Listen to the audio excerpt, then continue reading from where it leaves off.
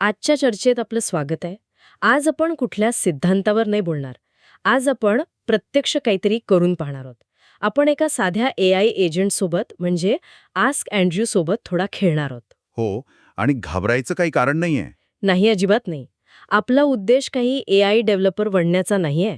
आपण फक्त पडद्यामागे हे चॅट एजंट्स, हे चॅटबॉट्स कसे काम करतात हे समजून घेणार आहोत. अगदी. म्हणजे जसं गाडी कशी चालते हे पाहण्यासाठी आपण बॉनेट उघडून इंजिन पाहतो. हो, पण ते स्वतः बनवायला नाही बसत. बरोबर. चला तर मग या तंत्रज्ञानाच्या आत डोकावून पाहूया. आणि ही पद्धत मला खरंच खूप आवडते. कारण यामुळे काय होतं की AI चॅटबॉट्स मागची ती जी जादू आहे ना, ती कमी होते. हां. आणि त्यामागचं तंत्रज्ञान सोपं वाटू लागतं. आपल्याला अनेकदा वाटतं की हे AI काहीतरी अद्भुत आहे, कुठून तरी उत्तरं आणतं. हो, एक जादूची पेटी असल्यासारखं. ह्या एक्सरसाइजमधून आपल्याला AI एजंटच्या कामाची मूळ रचना, त्याचं स्केलेटन कसं आहे, हे अगदी स्पष्टपणे समजेल. चला तर मग थेट कामाला लागूया. आपल्या वेब ब्राउझरमध्ये https://ask-andrew ही लिंक टाका. मी पण माझ्या स्क्रीनवर टाकते. ओके, तुम्हाला दिसेल की पेज लोड होतंय आणि अरे वा, हे तर थोडा वेळ घेतंय. हो, सुरुवातीला थोडा वेळ लागतो. स्क्रीनवर एक मेसेज दिसतोय, प्रिपेअरिंग मॉडेल. हे असं वाटतंय जसं AI सकाळी उठून एक मोठा आळस देऊन त्याची सकाळची कॉफी पितोय. हा, छान उदाहरण आहे. तो तुमच्याशी बोलल्यापूर्वी त्याचं ज्ञान डाउनलोड करतोय. पण एक मिनिट, अरे बापरे, माझ्या कॉम्प्युटरचा पंखा जोरात फिरायला लागलाय. म्हणजे नक्की काय होतंय? हे संपूर्ण मॉडेल माझ्या कॉम्प्युटरवर येते का? किती मोठं असतं हे? हा नाही, घाबरू नका. पण तुमचा प्रश्न अगदी योग्य आहे. यामागे एक मायक्रोसॉफ्ट Phi 3 मिनी नावाचं लँग्वेज मॉडेल आहे. Phi 3 mini. हो, आणि तुम्ही बरोबर ओळखलात. हे मॉडेल कोणत्या तरी मोठ्या सुपर कॉम्प्युटरवर नाही किंवा क्लाउड सर्व्हरवर नाहीये. नाहीये, मग कुठे चालतंय? थेट तुमच्या ब्राउझरमध्ये, तुमच्याच कॉम्प्युटरवर. काय सांगताय? हो, पहिल्यांदा डाउनलोड व्हायला थोडा वेळ लागतो, पण नंतर ते खूप लवकर लोड होतं. पण असं का? म्हणजे सगळी मोठी मॉडेल्स तर क्लाउडवर असतात. हे माझ्या कॉम्प्युटरवर चालवण्याचा काय फायदा? याचे 2 खूप मोठे फायदे आहेत. ओके. पहिला आणि सर्वात महत्त्वाचं म्हणजे प्रायव्हसी. अच्छा. तुम्ही जे काही प्रश्न विचारणार आहात ती माहिती तुमच्या कॉम्प्युटरच्या बाहेर कुठे जात नाही. ती कोणत्या कंपनीच्या सर्व्हरवर रेकॉर्ड होत नाही. तुमच्या गप्पा फक्त तुमच्यापुरत्याच मर्यादित राहतात. वा, ही तर खूपच मोठी गोष्ट आहे. आणि दुसरा फायदा म्हणजे खर्च आणि इंटरनेटची गरज कमी होते. एकदा मॉडेल डाउनलोड झालं की ते तुमच्या मशीनवर चालतं. अच्छा, हे तर भारी आहे. पण आता दुसरा प्रश्न. समजा माझा कॉम्प्युटर खूप जुना असेल किंवा त्यावर हे चाललंच नाही, तर काय? मग अँड्रू माझ्याशी बोलणारच नाही का? नाही, तसं नाही. तेव्हा हा एजंट हुशारीने सिम्पल मोडमध्ये जातो. सिम्पल मोड? हो, याची कल्पना अशी करा की जर तुमचा जुना टीव्ही नवीन व्हिडिओ गेमला सपोर्ट करत नसेल, तर गेम एका सोप्या बेसिक व्हर्जनमध्ये सुरू होतो. ओके. इथे सिम्पल मोड म्हणजे एका हुशार AI ऐवजी तुम्ही एका ग्रंथपालाला प्रश्न विचारत आहात, जो फक्त संबंधित पुस्तकातून माहिती शोधून देतो. म्हणजे तो स्वतःचं डोकं लावत नाही. अगदी. या मोडमध्ये जनरेटिव्ह AIचा वापर होत नाही, फक्त माहिती शोधली जाते. छान. आता माझ्या स्क्रीनवर मॉडेल तयार झाला आहे. चला आता या अँड्रूशी गप्पा मारूया. इथे काही सॅम्पल प्रश्न दिलेले आहेत. आपण पहिला प्रश्न विचारूया. मायक्रोसॉफ्टचे CEO कोण आहेत? ओके, त्याने उत्तर दिलंय सत्या नडेला. हे तर सोपं होतं. आता खरी परीक्षा. मी आता विचारते, त्यांचा जन्म कधी झाला? आणि इथेच AI मोड आणि सिम्पल मोडमधला फरक स्पष्ट होतो. पहा, AIने बरोबर उत्तर दिलं, कारण त्याला आठवतंय की आपण सत्या नडेलाबद्दल बोलत आहोत. अच्छा. याला कॉन्टेक्स्ट मेमरी म्हणतात. तो तुमच्या आधीच्या गप्पा लक्षात ठेवतो. म्हणजे त्याला आपलं बोलणं कशाबद्दल चालू आहे हे आठवतं. हो, पण सिम्पल मोडमध्ये असं झालं नसतं. नाही का? नाही, त्याला काहीच आठवत नाही. प्रत्येक प्रश्न त्याच्यासाठी नवीन असतो. हे म्हणजे अशा व्यक्तीशी बोलण्यासारखे आहे ज्याची स्मरणशक्ती खूप कमी आहे. हा. तुम्ही जर त्याला विचारलं असतं की त्यांचा जन्म कधी झाला, तर तो विचारात पडला असता की कोणाचा. म्हणजे प्रत्येक वेळी पूर्ण संदर्भ द्यावा लागला असता. अगदी बरोबर. हा, समजलं. पण आता मला याला थोडं अडचणीत टाकायचं आहे.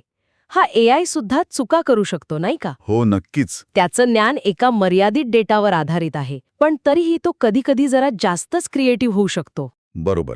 आणि हा खूप महत्वाचा मुद्दा आहे.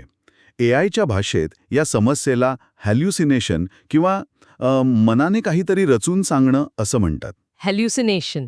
हो, आणि हे टाळण्यासाठीच या आस्क अँड्र्यू ॲपमध्ये उत्तरांना एका नॉलेज बेसमध्ये ग्राउंड केलं आहे. ग्राउंड. ग्राउंडिंग म्हणजे काय, तर एआयला सक्त सूचना दिली आहे की त्यांनी फक्त दिलेल्या मर्यादित माहितीच्या आधारेच उत्तरं द्यायची आहेत. स्वतःच्या मनाने काहीही सांगायचं नाही. एक मिनिट, हा ग्राउंडिंग शब्द खूप महत्वाचा वाटतोय. पण इथे माझ्या मनात एक मोठा प्रश्न येतोय. विचारा. समजा तुम्ही ज्या नॉलेज बेसमध्ये त्याला ग्राउंड केलं आहे ती मूळ माहिती चुकीची किंवा जुनी असेल तर काय होईल? मग हा एआय ती चुकीची माहिती जास्त आत्मविश्वासाने सांगणार नाही का? तुम्ही अगदी अचूक मुद्दा पकडला आहे. ही RAG सारख्या सिस्टीमची सर्वात मोठी कमजोरी आहे. अच्छा, गार्बेज इन गार्बेज आउट. म्हणजे कचरा आत तर कचराच बाहेर. बरोबर. म्हणजे जर तुम्ही त्याला चुकीची माहिती दिली तर तो त्यातून चुकीचीच उत्तरं तयार करेल. नॉलेज बेसची गुणवत्ता हीच या सिस्टमच्या अचूकतेची गुरुकिल्ली आहे. म्हणूनच विश्वासार्ह माहितीचा स्रोत असणं खूप महत्वाचं आहे. वा, हे खूपच रंजक आहे. म्हणजे हा एआय जेवढा हुशार आहे तेवढाच तो त्याच्या माहितीच्या स्रोतावर अवलंबून आहे.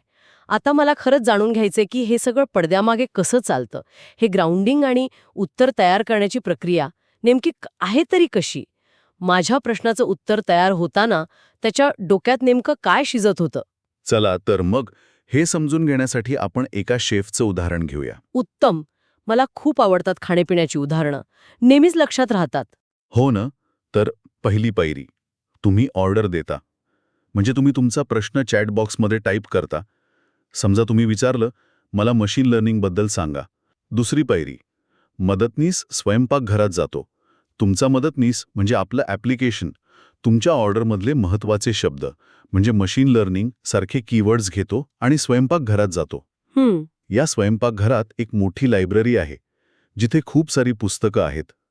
हा मदतनीस त्या लायब्ररीतून मशीन लर्निंगशी संबंधित पुस्तकं शोधून काढतो. ओके. आपल्या या ॲपमध्ये ही पुस्तकं म्हणजे index.json नावाची एक फाईल आहे. ओके, म्हणजे तो आधी माझ्या प्रश्नाशी संबंधित माहिती गोळा करतो. हे गुगल सर्च करण्यासारखंच आहे का?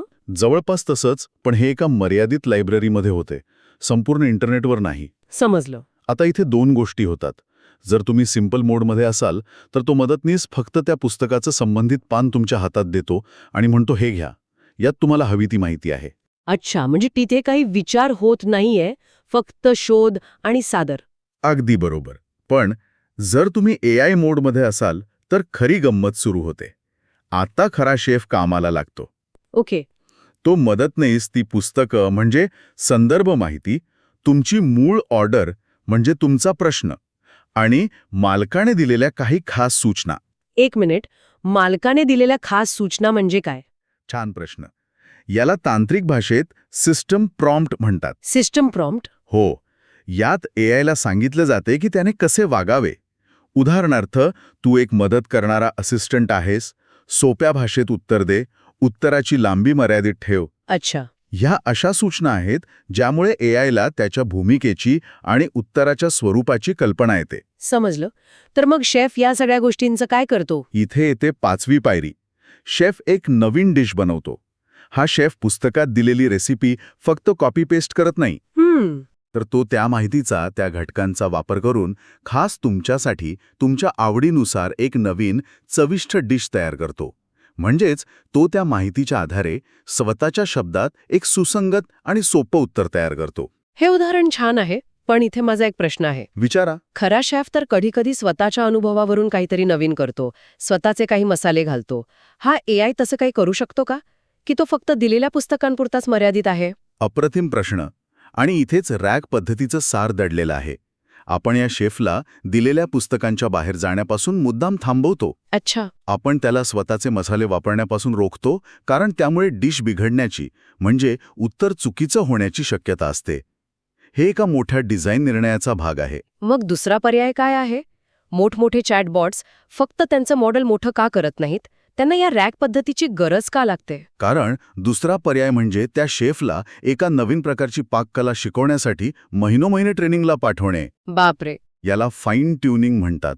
हे खूप वेळखाऊ आणि महागडे काम आहे. ओके. रॅग पद्धत म्हणजे त्या हुशार शेफला फक्त एक नवीन रेसिपी बुक देण्यासारखं आहे. तो ते वाचून लगेच नवीन डिश बनवू शकतो. हे जास्त जलद, सोपं आणि लवचिक आहे. तर सोप्या भाषेत सांगायचं झाल्यास RAG ही एक हुशार युक्ती आहे. AIला सगळं काही शिकवून त्याचं डोकं भरण्याऐवजी आपण त्याला प्रत्येक प्रश्नाच्या वेळी एक ओपन बुक परीक्षा द्यायला लावतो. हा. त्याला पुस्तकं बघून उत्तरं लिहायची परवानगी आहे तुम्ही अगदी अचूक शब्दात त्याचं वर्णन केलं आहे. एकदम परफेक्ट. आणि मग येते 6वी आणि शेवटची पायरी. वेटर ती डिश तुमच्यापर्यंत आणतो. म्हणजे AIने तयार केलेलं उत्तर तुमच्या चॅट विंडोमध्ये दिसतं. ह्याच संपूर्ण प्रक्रियेला तांत्रिक नाव आहे रिट्रीव्हल ऑगमेंटेड जनरेशन किंवा सोप्या भाषेत रॅग. रॅग. RAG. आता हे शब्द थोडे सोपे करून सांगा ना. नक्कीच. याचे 3 भाग आहेत आणि ते आपल्या शेफच्या उदाहरणाशी जोडलेले आहेत. रिट्रीव्हल याचा अर्थ आहे माहिती मिळवणे, म्हणजे पुस्तकं आणणं. बरोबर. आपल्या उदाहरणात मदतनीसाने स्वयंपाकघरातून पुस्तकं आणली, ती प्रक्रिया म्हणजे रिट्रीव्हल. आणि ह्याच प्रक्रियेला आपण ग्राउंडिंग म्हणतो. कारण आपण उत्तराला एका माहितीचा आधार देतोय. ओके. ऑगमेंटेड याचा अर्थ आहे अधिक प्रभावी बनवणे. इथे आपण मूळ प्रश्नाला मिळालेल्या माहितीने अधिक प्रभावी बनवतो. म्हणजे आपण शेफला फक्त ऑर्डर देत नाही, तर त्यासोबत संदर्भ पुस्तकं पण देतो. अच्छा. आणि जनरेशन याचा अर्थ आहे निर्मिती करणे. म्हणजे नवीन डिश बनवणे. अगदी. म्हणजे शेफ म्हणजेच AI मॉडेल त्या सर्व माहितीच्या आधारे एक नवीन मूळ उत्तर तयार करतं. रिट्रीव्हल, ऑगमेंटेड, जनरेशन. रॅग. अप्रतिम. आता मला वाटतं की आपल्या सगळ्यांनाच हे चॅटबॉट पडद्यामागे कसं काम करतात याची एक स्पष्ट कल्पना आली असेल. तर आज आपण एका सोप्या AI एजंटला भेटलो, तो आपल्याच कॉम्प्युटरवर कसा चालतो आणि त्याची प्रायव्हसीसारखे फायदे काय आहेत हे पाहिलं. हो. साधी माहिती शोधून देणं आणि AIद्वारे उत्तर तयार करणं यातला फरक समजून घेतला. आणि सर्वात महत्त्वाचं म्हणजे RAG पॅटर्न कसा काम करतो हे एका सोप्या उदाहरणातून शिकलो. आणि हे लक्षात ठेवणं गरजेचं आहे की हे फक्त एक साधं उदाहरण होतं. हो, बरोबर. मोठमोठे AI एजंट्स जे आपण रोजच्या वापरात पाहतो ते खूप शक्तिशाली असतात. त्यांचा नॉलेज बेस प्रचंड मोठा असतो, कदाचित संपूर्ण इंटरनेट एवढा असू शकतो. पण त्यांच्या मागे असलेलं हे RAGचं मूळ तत्व मात्र अगदी असंच असतं. माहिती मिळवणे, त्याला प्रश्नाशी जोडणे आणि मग नवीन उत्तर तयार करणे. आजच्या या चर्चेनंतर माझ्या मनात एक विचार घोळतोय. आपण पाहिलं की हा AI उत्तरांसाठी एका नॉलेज बेसवर अवलंबून असतो आणि गार्बेज इन गार्बेज आउट हे तत्व इथे लागू होतं. तर माझा तुमच्यासाठीचा शेवटचा प्रश्न हा आहे की अशा जगात जिथे कोणीही AIसाठी नॉलेज बेस तयार करू शकतं, तिथे AIच्या लायब्ररीमधली कोणती पुस्तकं विश्वासार्ह आहेत हे आपण कसं ठरवणार? हा खूप मोठा प्रश्न आहे. ही विचार करा.